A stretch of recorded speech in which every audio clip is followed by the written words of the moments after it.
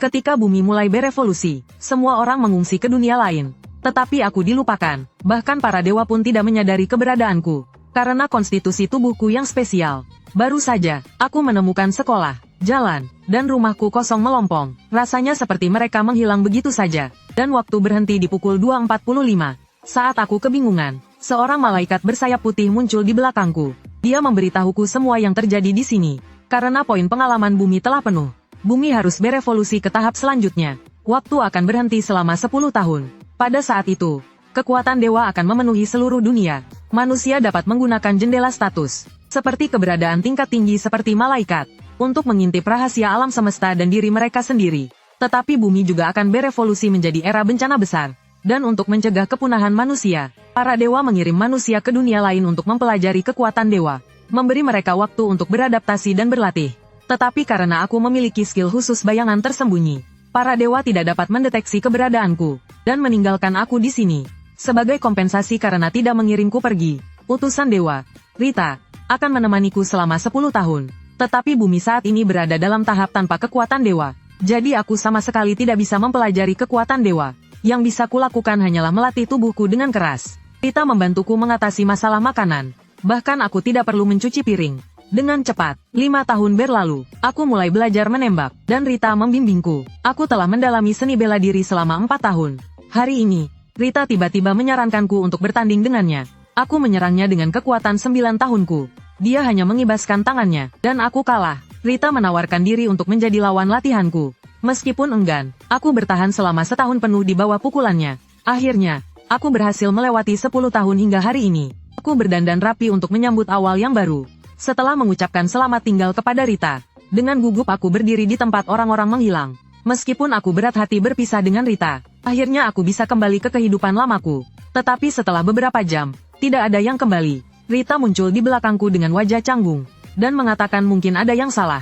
Aku mengamuk dengan marah. Aku sudah menunggu 10 tahun. Apakah aku harus menunggu 10 tahun lagi? 100 tahun lagi?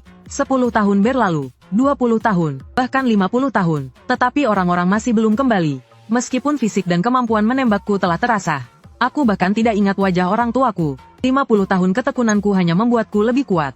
Tapi berapa lama lagi aku bisa bertahan? Akankah mereka kembali? Aku sudah bosan berlatih seni bela diri berulang kali. Rita tidak ingin aku menyerah, karena bencana besar bisa datang kapan saja. Aku memberitahunya bahwa aku berencana untuk belajar dengan giat, melakukan hal yang sama terus-menerus.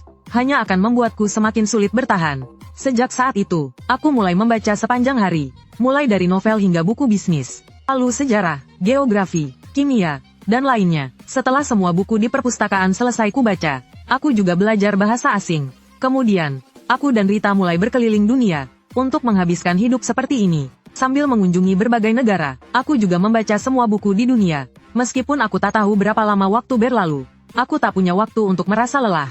Sebelum bencana besar datang, masih banyak hal yang harus dipersiapkan. Rita tidak menyangka, bahkan setelah ratusan tahun berlalu, aku masih yakin manusia akan kembali, dan berdoa kepada Tuhan, agar manusia dikembalikan. Sebelum Liu Weiyi mencapai batasnya, Rita tidak ingin melihatku menyerah pada hidup. Setelah membaca semua buku, aku mulai belajar teknik pemotongan hewan. Saat aku sedang mengolah babi hutan, Rita memberitahuku, bahwa 274 tahun telah berlalu. Ini juga waktu yang lama bagi seorang malaikat. Dia tidak menyangka aku bisa terus mempersiapkan diri untuk masa depan. Dan aku, seolah tak mendengarnya, fokus menjadi tukang jagal. Pada tahun ke-300, aku telah sepenuhnya menguasai teknik pemotongan hewan. Kemudian, aku mulai belajar menempa. Tapi dalam 5 tahun, aku hanya bisa membuat 1 pedang. Rita tertawa dan berkata pedang itu mungkin bahkan tidak bisa memotong lobak. Meskipun dia mengejekku, dia ingin menyimpan pedang itu sebagai souvenir. Selama 50 tahun berikutnya, aku membuat berbagai macam senjata. Namun, tidak ada satupun yang memuaskanku. Hingga setelah 100 tahun berlalu, aku akhirnya membuat tombak yang sempurna. Setelah mahir dalam pemotongan hewan dan menempa, aku kembali mempelajari seni bela diri. Saat ini, aku tidak peduli lagi tahun berapa. Untungnya, Rita selalu menemaniku. Karena manusia tak kunjung kembali, Rita mulai khawatir. Apa yang harus dilakukan jika aku mencapai titik keputusasaan? Andai saja dia bisa memberiku pengalaman baru. Setelah berpikir panjang, Rita tiba-tiba menyadari satu-satunya hal yang belum kualami adalah cinta antara pria dan wanita. Begitu pikiran itu muncul, wajah Rita langsung memerah. Dia merasa dirinya gila. Bagaimana seorang malaikat bisa memiliki pikiran yang begitu absurd? Tapi Rita berpikir jika aku mau, Dia tidak keberatan. Saat itu, aku menyadari sesuatu yang aneh. Dan segera memanggil Rita. Melihatnya bingung, aku menunjuk pedang yang bergoyang di pinggang Rita. Itu pedang yang dia ambil sebagai kenang-kenangan. Tapi tiba-tiba pedang itu terbang dengan sendirinya. Rita panik dan segera mengejarnya. Tapi saat itu juga, pakaianku berubah menjadi pakaian yang kukenakan pada hari waktu berhenti. Dan semuanya perlahan kembali ke keadaan semula. Rita berdoa agar Tuhan tidak mengambil pedang itu. Tapi ketika dia menunduk, dia menyadari, era bencana besar telah tiba. Aku pun ikut terangkat ke atas. Rita ingin mengucapkan selamat tinggal padaku. Tapi dia tidak bisa melawan kekuatan Tuhan. Selama 1000 tahun ini, kita telah memiliki ikatan yang dalam. Kata-kata terakhir Rita sebelum menghilang, adalah keluhan bahwa kami bahkan tidak sempat berciuman. Dan aku hanya bisa diam melihatnya semakin menjauh. Kepergian Rita membuatku sangat sedih. Aku teringat saat dia mengatakan dia adalah malaikat. Makhluk tingkat tinggi. Apakah ini berarti, jika aku juga menjadi makhluk tingkat tinggi, aku bisa bertemu Rita lagi? Penyetelan ulang dunia telah berakhir. Orang-orang mulai kembali satu persatu. Ketika aku membuka mata lagi, sekitarku sudah penuh sesak. Jendela status muncul di depanku. Semua orang membicarakan pengalaman mereka selama 10 tahun. Artinya, mereka telah berlatih kekuatan dewa selama 10 tahun. Aku tertinggal 1000 tahun. Tapi sekarang aku hanya ingin bertemu orang tuaku. Karena aku hampir lupa wajah mereka. Ketika aku pulang, sebuah panggilan tiba-tiba terdengar. Saat aku melihat ibu, semua kenangan yang familiar kembali muncul. Meskipun 1000 tahun telah berlalu, kita tetap tidak merasa canggung. Suasana makan malam pun sama seperti dulu. Satu-satunya perbedaan adalah topik pembicaraan ayah dan ibu. Semuanya tentang pengalaman di dunia lain. Ketika mereka bertanya tentangku, aku takut mereka khawatir. Jadi aku hanya mengalihkan pembicaraan. Berdasarkan cerita mereka, meskipun telah berlatih selama 10 tahun, tampaknya tidak banyak orang yang bisa mengendalikan kekuatan dewa dengan baik. Aku mengobrol dengan orang tuaku hingga larut malam. Dengan berat hati, aku kembali ke kamarku. Saat itulah aku menyadari tombak yang kutempa selama 100 tahun. Tidak ikut menghilang. Satu-satunya yang kupikirkan adalah Rita. Yah, tidak apa-apa. Saat bertarung melawan monster nanti, aku tidak perlu mencari senjata baru. Ketika aku membuka jendela status, dan melihat serangan tombak bajaku 800 poin, aku tidak tahu apakah itu tinggi atau rendah. Informasi. Pertama, aku merapikan informasi tentang level. Level 5 adalah level rata-rata orang biasa. Konon di dunia lain, standar pemilihan tentara biasanya level 7. Level 10 ke atas bisa mendapatkan pekerjaan seperti pendekar pedang atau pemanah. Setelah mencapai level 50, ada kesempatan untuk promosi kelas kedua. Ini juga dianggap sebagai simbol seorang master. Saat mencapai level 100, kamu bisa melakukan perubahan kelas ketiga. Dan setelah perubahan kelas ketiga, kesulitan naik level seperti neraka. Banyak orang memiliki berbagai macam spekulasi, mengatakan hanya monster tingkat tinggi seperti naga atau bahamut yang dapat mencapai perubahan kelas keempat dan bahkan kelima. Hanya ini informasi yang bisa kukumpulkan saat ini. Sisanya, aku akan selidiki besok di sekolah. Meskipun dunia telah berubah drastis, kehidupanku tampaknya tidak banyak berubah. Setelah hening sejenak, aku bergumam menyebut nama Rita. Aku benar-benar merindukannya. Namun, sedetik kemudian, sebuah suara tiba-tiba terdengar. Jika Rita mendengarmu mengatakan itu, dia pasti akan sangat senang.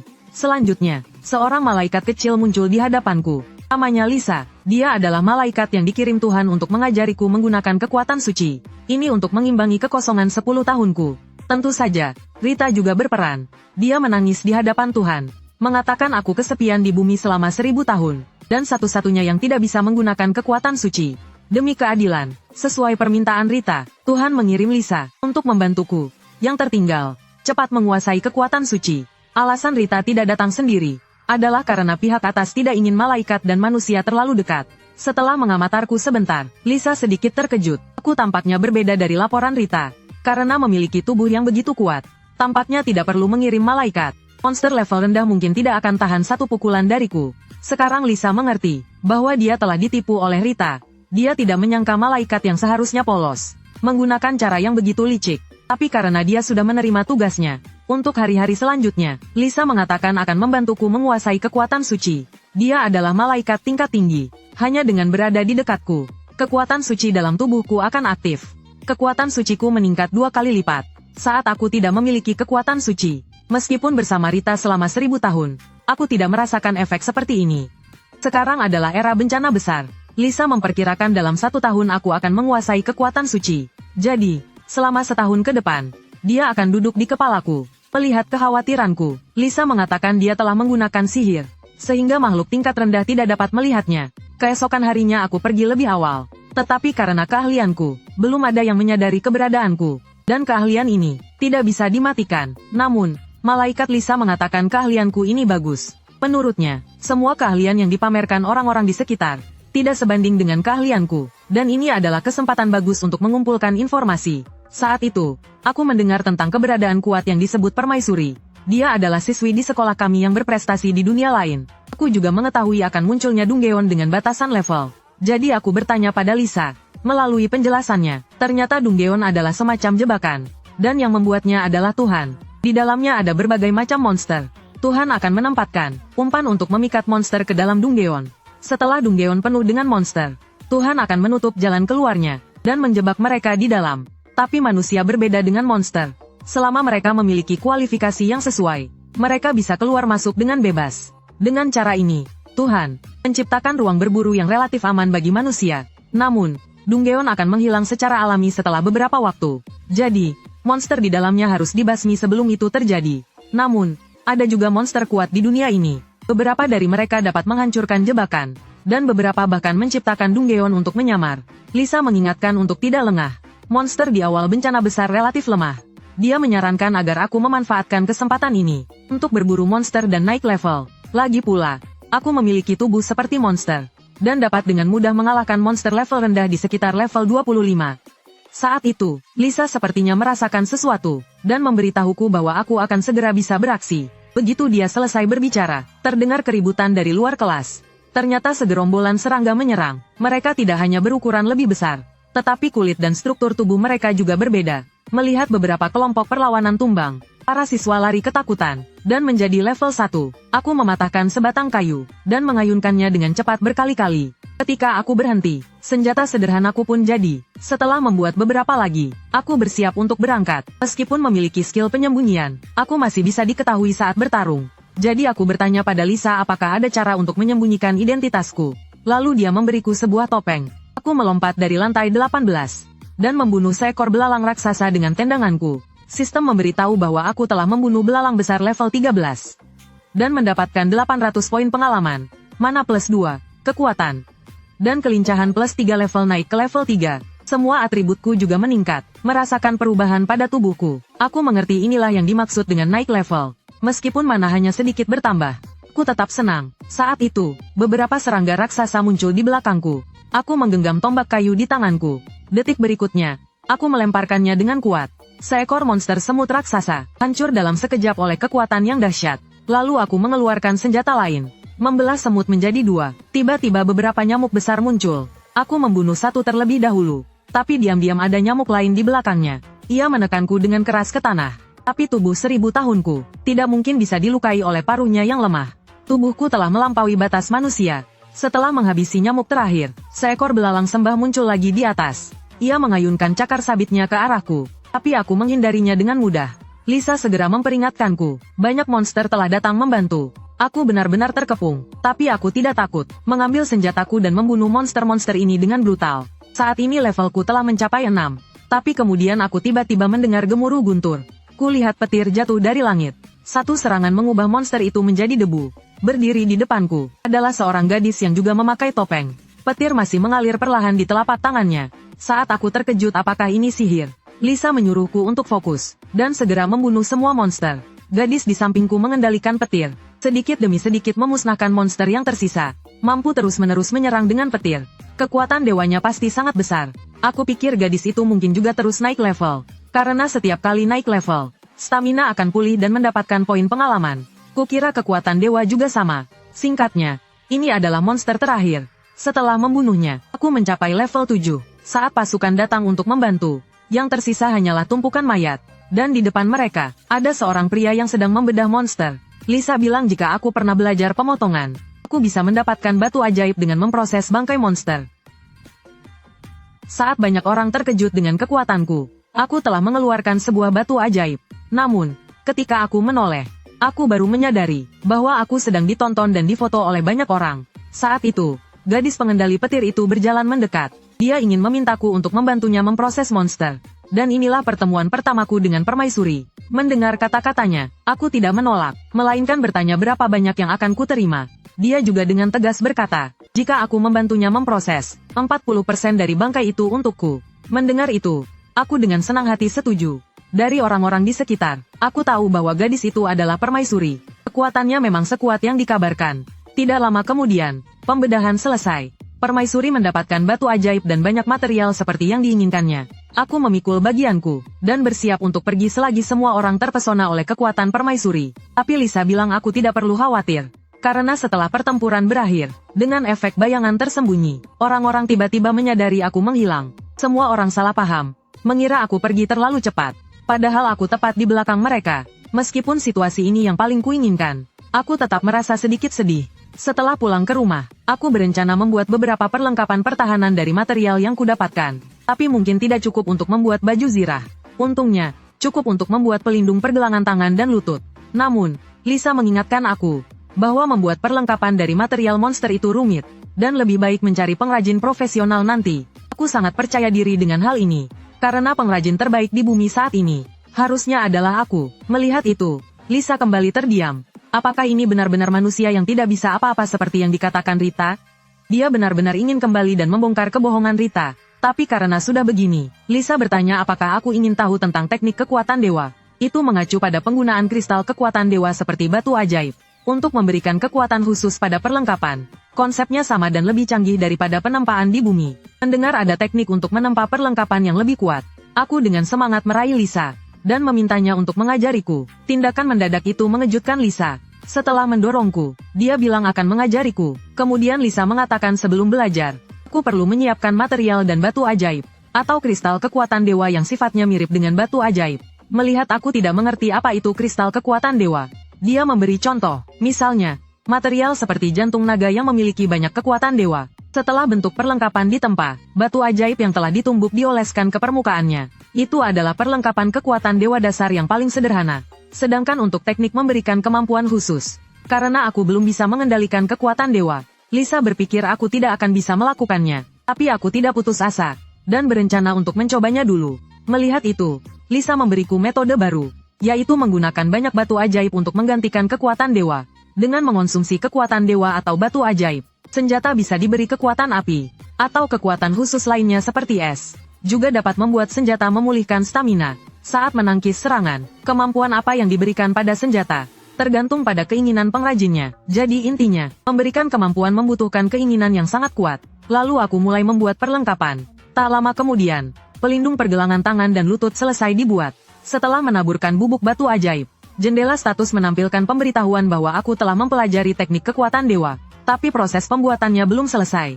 Masih ada beberapa batu ajaib tersisa. Aku berencana menggunakan kekuatan dewa di dalam batu ajaib. Melihatku menutup mata dan merasakannya, Lisa tampak sangat terkejut. Dia tidak menyangka aku akan langsung mencoba memberikan kemampuan. Saat itu aku membayangkan, untuk membuat perlengkapan setajam sabit belalang sembah. Tepat saat akan berhasil, hampir gagal karena batu ajaibnya tidak cukup. Melihat ini, Lisa merasa sayang. Kemudian dia turun tangan memberiku kekuatan dewa. Detik berikutnya, energi yang tak terhitung jumlahnya berkumpul di pelindung pergelangan tanganku. Lisa mengira aku gagal lagi, tapi aku hanya tersenyum kecil. Karena level keahlian kekuatan dewaku meningkat. Ini juga berarti, gelang pelindung ini memiliki kemampuan khusus. Aku mengangkat tanganku dan mengayunkannya pelan. Rantai besi di samping langsung terputus. Dan kemampuannya, persis seperti yang kupikirkan tadi. Meskipun dengan bantuan Lisa, berhasil di percobaan pertama tetap membuatnya memujiku. Aku mendapat pujian darinya, tapi karena aku baru saja merusak ayunan taman, aku segera kabur dari sana. Lisa hanya bisa terdiam, karena dia bisa memperbaikinya dengan sihir. Keesokan harinya, aku menjelaskan panjang lebar kepada ibuku, bahwa aku hanya jalan-jalan. Akhirnya aku berhasil keluar. Di tengah jalan, aku bilang ke Lisa kalau aku ingin bertemu permaisuri lagi. Karena aku tertarik dengan kendali kekuatan dewanya. Kemampuan permaisuri, sepertinya jauh melebihi orang lain yang pergi ke dunia lain. Tapi Lisa bilang, itu bukan hal yang istimewa. Lagi pula, dia punya pengalaman 10 tahun. Yang benar-benar istimewa, menurut Lisa, adalah aku. Tidak memiliki kekuatan dewa tapi bisa memproses cangkang monster. Bahkan dia pun terkejut. Setelah mengatakan itu, Lisa tiba-tiba berhenti. Melihatnya menoleh. Aku bertanya apa yang terjadi. Lisa berkata, dia merasakan sekelompok monster mendekat. Yang memimpin adalah serigala tundra level 35. Mendengar itu, aku terkejut. Karena Lisa pernah bilang, di awal bencana besar tidak ada monster tingkat tinggi. Dengan terpaksa, Lisa menjelaskan, bahwa dia merasa ada yang tidak beres sejak kemarin. Karena di hari kedua bencana besar, monster yang kita bunuh sudah level belasan. Sekarang ada masalah di bumi. Lisa berpikir, selanjutnya mungkin dia membutuhkan bantuanku. Sebelum aku sempat bertanya lebih lanjut, dia mendesakku untuk segera berangkat. Situasi di sana sepertinya sangat mendesak. Dalam perjalanan, Lisa juga menjelaskan alasan mengapa monster bisa sekuat itu. Dewa memindahkan manusia sebelum bencana besar datang, tapi hewan-hewan tertinggal di bumi. Masalahnya, menyebabkan garis waktu bumi mengalami kesalahan yang parah. Akhirnya, 10 tahun berlalu di dunia lain, tapi di bumi sudah 1000 tahun kemudian. Selama 1000 tahun ini, karena aku kebanyakan fokus bekerja dan bersama Rita, jadi akhirnya aku tidak menyadari perubahan waktu. Meskipun waktu telah diatur ulang, tetapi hewan yang seharusnya hidup 10 tahun, malah secara tak terduga hidup selama 1000 tahun. Akhirnya jelas, hewan di bumi menjadi sangat kuat dan lebih pintar. Ketika Lisa membawaku sampai di sana, tempat kejadian perkara sudah berlumuran darah. Malaikat Lisa mengatakan dia sudah melaporkannya kemarin, tetapi sebelum bala bantuan datang, dia berharap aku bisa menerima tugas membasmi monster-monster ini. Setelah itu, akan ada imbalan yang pantas. Melihat kawanan serigala ganas ini, aku tahu tugas ini mungkin tidak mudah. Untungnya, kawanan serigala saat ini tidak terlalu kuat, dan tidak membuatku mundur. Aku segera mengambil tombak besi dan melompat, lalu menyerang kawanan serigala di tanah. Bahkan serigala es kutub terkuat pun tewas seketika oleh seranganku. Karena naik level kemarin, kekuatanku meningkat pesat. Ada sekitar 70 monster di sini. Kematian pemimpin mereka tidak membuat mereka menyerah. Tapi monster-monster kecil lainnya bukanlah lawanku. Saat aku sedang membunuh mereka, aku mendengar teriakan minta tolong dari belakang. Beberapa orang yang tidak sempat mengungsi, saat ini sedang dikepung oleh kawanan serigala. Berbeda dengan lingkungan berburu yang aman di dunia lain. Menghadapi binatang buas ini, dengan level yang diriset, mereka sama sekali tidak bisa menggunakan sihir untuk melawan. Pada saat genting, aku datang tepat waktu dengan tombakku untuk menyelamatkan mereka. Hanya dengan satu tusukan, 2 serigala ganas terbunuh. Pengalaman berhenti di level 9. Karena tidak memiliki kelas, aku tidak bisa mencapai level 10. Untungnya, kelebihan pengalaman akan disimpan. Setelah diselamatkan olehku, orang-orang yang hadir mengenaliku sebagai orang bertopeng di Universitas 8 kemarin. Tapi julukan yang mereka berikan padaku sangat tidak enak didengar. Mereka memanggilku si brengsek dari Universitas S. Orang kuat yang terkenal dengan kecepatannya. Ini membuatku merasa sedikit tidak nyaman. Lisa menambahkan, di tengah pembantaian serigala, sesuatu yang mengejutkan terjadi. Salah satu serigala abu-abu menyandera seorang pria. Melihat betapa terampilnya dia, Lisa berpikir ini mungkin bukan pertama kalinya. Namun trik seperti ini, di hadapan kekuatan absolut, terlihat agak lemah. Saat berbicara, tombak di tanganku telah menembus serigala abu-abu. Melihat senjataku hilang, kawanan serigala bersiap untuk menyerang. Tetapi di bawah bimbingan Rita, kemampuan bertarungku sama kuatnya. Di bawah tinjuku, kawanan serigala hanya bisa mati satu persatu dengan cepat. Segera, lebih dari 70 serigala liar telah kubunuh. Namun saat akan menyembelih mereka, tombak terasa sangat tidak praktis. Sepertinya aku perlu membuat pisau khusus untuk menyembelih nanti. Ada terlalu banyak bangkai kali ini. Menjual sebagian material, kecuali batu sihir, kepada mereka. Tentara membawa uang untuk material tersebut. Setelah memastikan tidak ada yang melihatku, aku perlahan-lahan pulang ke rumah. Aku harus melanjutkan persiapan di rumah. Akan semakin kuat.